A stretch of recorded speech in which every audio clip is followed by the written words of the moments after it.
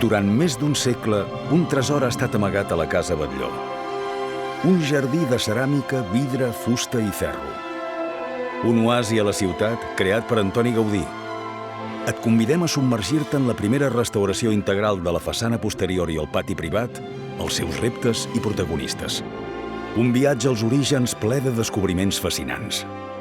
Aquests espais van ser concebuts per Gaudí com un refugi íntim per a la família Batlló, un racó on relaxar-se i gaudir d'un jardí al cor de la ciutat. Al llarg dels anys, malgrat les restauracions parcials dels anys 50 i 90, el seu estat es va deteriorar amagant la seva autenticitat.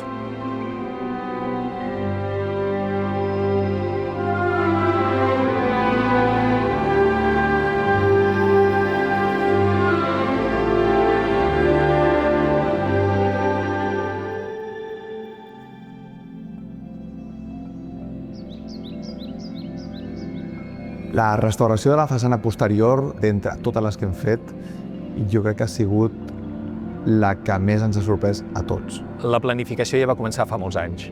Tot el tema de trencadissos estava realment malmès, tot el tema de baranes i forges estava molt més alterada del que ens imaginàvem inicialment. Inclús durant el procés d'execució, les sorpreses han sigut constants.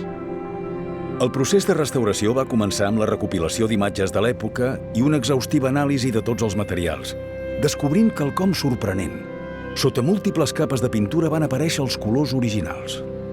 Estàvem en plena pandèmia i de sobte vam rebre un PDF amb l'informe de les mostres que vam agafar d'estucs, de forja. Sí que teníem consciència de que teníem un color fosc. El que no imaginàvem és que fos d'aquesta intensitat. A la fase inicial del projecte, el que es fa per tal d'entendre ben bé com està construït, es fan unes extraccions per determinar les diferents capes dels materials. En l'estuc hi havia entre 5 i 6 capes de pintures damunt de l'estuc original. Aquests colors van suposar una autèntica revelació i descobrien una nova façana modernista a Barcelona.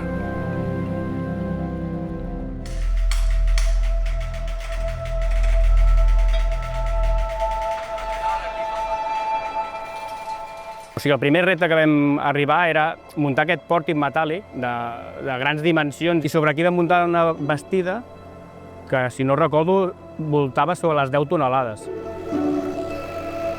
Amb l'inconvenient de que tot això per nosaltres era intocable, no malmetre cap peça de la façana. Entre els principals reptes n'hi havia un especialment exigent: la restauració del trencadís. Una solució decorativa inventada per Gaudí a partir de fragments reciclats de vidre i ceràmica, segell d'identitat de l'arquitecte.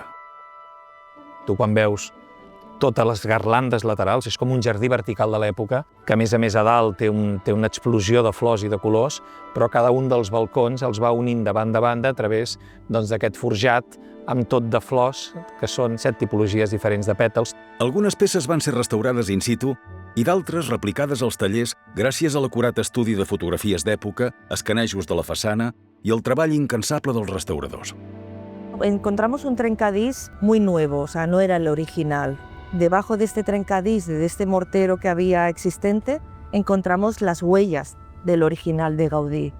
Cada pieza de trencadís se cortaban una a una y se numeraban una a una. Es un trabajo muy meticuloso. Del trencadís, format per més de 10.000 peces, només en quedaven un 30% d'originals. Les restes van restaurar replicant exactament la forma, material i color de cada peça.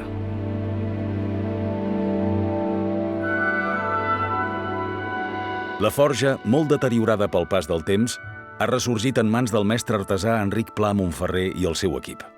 Reixes, muntants, portes i jardineres es van desmuntar i traslladar al seu taller, on han recuperat la seva autenticitat gràcies a l'habilitat i dedicació de 8 forjadors durant més d'1 any.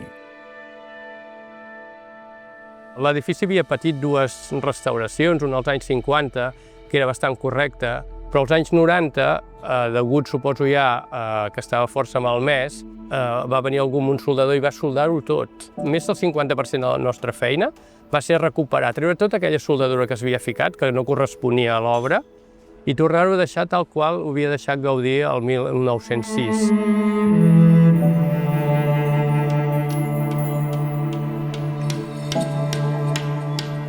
Després, cada peça es va polir, emprimar i pintar abans d'enfrontar un últim repte, la seva instal·lació. Vam fer un núvol de punts que ens va permetre tenir geomètricament definit cada un d'aquests elements. I després, a l'hora de col·locar-los, els operaris anaven amb unes ulleres de realitat augmentada on inseríem una capa de les reixes originals. Per tant, a l'hora de col·locar les reixes de nou, ells tenien un patró, com si fos un paper de calca, on ells anaven posant exactament la reixa en el lloc que tocava i llavors cargolaven i la deixaven al lloc on havia d'estar. Una altra troballa sorprenent ha estat el descobriment del sistema de voltes armades que sostenen els balcons. Una estructura mixta de maó i ferro en forma d'espiral, radicalment innovadora. Una obra d'enginyeria mai vista fins avui que revela una nova genialitat de Gaudí. Els balcons es conformen d'unes costelles verticals que aguanten les baranes, però en el seu interior porta un helicoidal que connecta cap a la façana. Tothom va quedar sorprès de com treballa i com aguanta aquest balcó amb aquest sistema que Gaudí va idear. Aquesta peça que marxa del muntant cap a les bigues interiors i que, junt amb la volta catalana, ajuda a aguantar el balcó, ho vaig trobar molt interessant. I alguns d'ells es havien anat aprimant i vam haver que substituir algun tros perquè estava força malmès.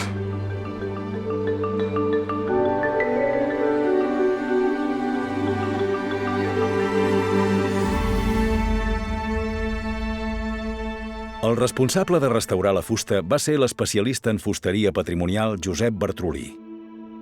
Ell i el seu equip es van basar en finestres i balconades que es mantenien en perfecte estat a altres plantes de la casa i que van servir de guia per replicar el seu disseny inicial.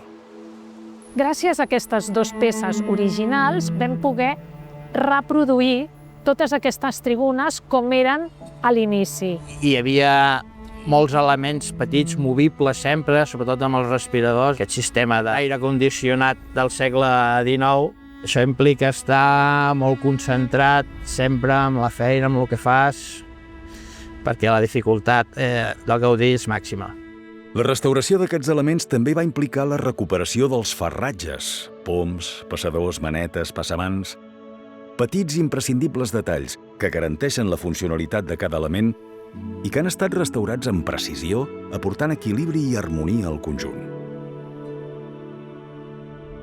El paviment del pati és un trencaclosques de 85.000 peces fetes de mosaic Nolla, una ceràmica d'alta qualitat utilitzada a l'època. El paviment del pati sabíem que és un paviment de peces Nolla, que era d'interior dels habitatges, i en aquest cas Gaudí va prendre la decisió de fer-lo i utilitzar-lo a l'exterior. També sabem que el comportament d'aquestes peces no va ser l'esperat, es van moure, anaven saltant, es van anar reparant, i esperàvem tenir un percentatge de peces originals determinada que no ha estat el cas. Hem invertit molt de temps i diners, òbviament, i recursos, però que ha valgut molt la pena perquè hem aconseguit, amb especialistes de Nolla, amb la Universitat de València, amb diferents empreses, i finalment hem trobat una peça a les mateixes característiques, les mateixes propietats, que es pot dir que és Nolla, però hem millorat el seu comportament a nivell físic i químic, a nivell d'alteracions, de dilatacions, de moviments, de canvis de colors, de resistència. Peça a peça hem acabat fent 85.000 unitats, que són les que componen avui el mosaic tan meravellós que tenim.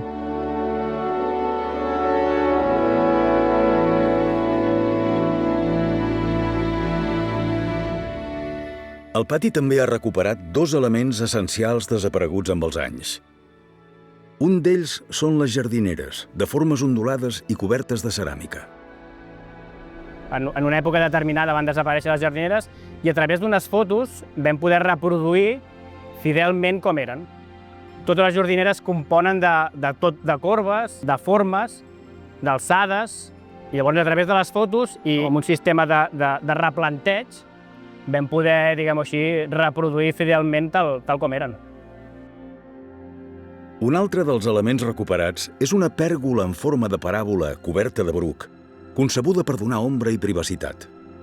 Tenim un element que no el teníem quan vam arribar, que era la pèrgola del pati.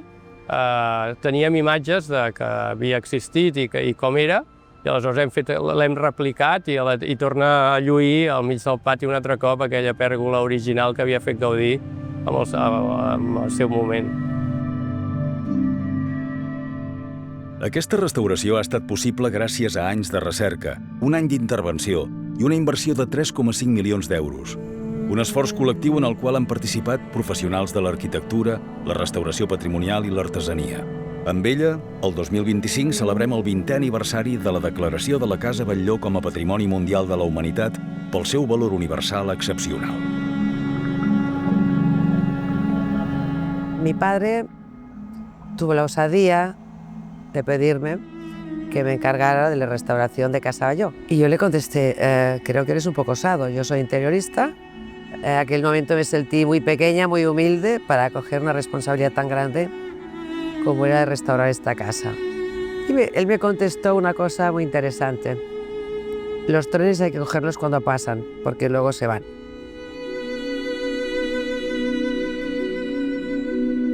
El reto más importante siempre es encontrar los colaboradores, las personas, las empresas, gente que ame lo que hace, gente responsable, consciente, i amar lo que haces. Al final és amar lo que haces. Casa Batlló es restaura des de fa més de 30 anys i algunes intervencions recents han tornat l'esplendor d'espais icònics com la façana principal, l'habitatge dels senyors Batlló i el vestíbul. Per nosaltres, fer partícip al visitant de les restauracions és part de la responsabilitat i de la voluntat que tenim com a gestors d'un patrimoni mundial. És molt més fàcil tancar, restaurar i reobrir, però em sembla molt més inspirador i atractiu fer el visitant partícip d'aquests processos i aquesta conjunció on el visitant pot no només veure aquest patrimoni mundial, sinó enriquir-se de com és un procés real de restauració d'una obra viva, em sembla una barreja idònia. Aquesta nova restauració és un regal per al món. Un jardí que pertany a tots, que ens connecta amb el geni de Gaudí i que continua convidant-nos a somiar. Avui la Casa Batlló desvela al món la veritable imatge de la façana posterior i el pati privat, tal com van ser concebuts el 1906, revelant la seva essència original, descobrint un tresor que estava ocult just davant els nostres ulls.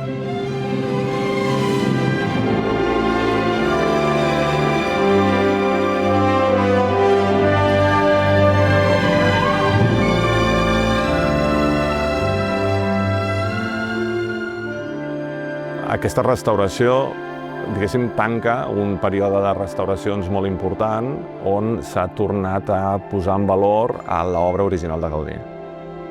La propietat és plenament conscient de les necessitats que requereix de recursos i de temps una intervenció com aquesta i ha posat a la nostra disposició tot el necessari per poder fer realitat aquesta imatge que tenim avui, és a dir, la més similar a 1906. El canvi de la façana, amb el canvi bicolor, de l'estuc, de la forja, ha fet un treball de recuperació i de restauració brutal, tant del pati com de la façana. Estem molt contents i molt orgullosos de la feina ben feta. La Casa Batlló té la voluntat de lluir com estava el primer dia i aquest és el nostre llegat. El mayor orgullo es devolver a la fachada su riqueza visual. Hemos conseguido ese contraste y que el jardín, este vertical que diseñó Gaudí, pues ahora tengo una lectura maravillosa. El dia a dia no valores on estàs, però quan t'ho veus en perspectiva dius, ostres, estàs a Casa Batlló, no tothom pot estar aquí treballant. I és un honor per nosaltres poder estar aquí. Després de 35 anys d'ofici, doncs, ja domines unes tècniques i uns materials, però quan et diuen mira, has de restaurar aquest edifici de Gaudí, sempre se't fica quasi bé la pell de gallina perquè és un repte, però alhora és un goig poder estar aquí i crec que Gaudí estaria content de la feina que hem fet.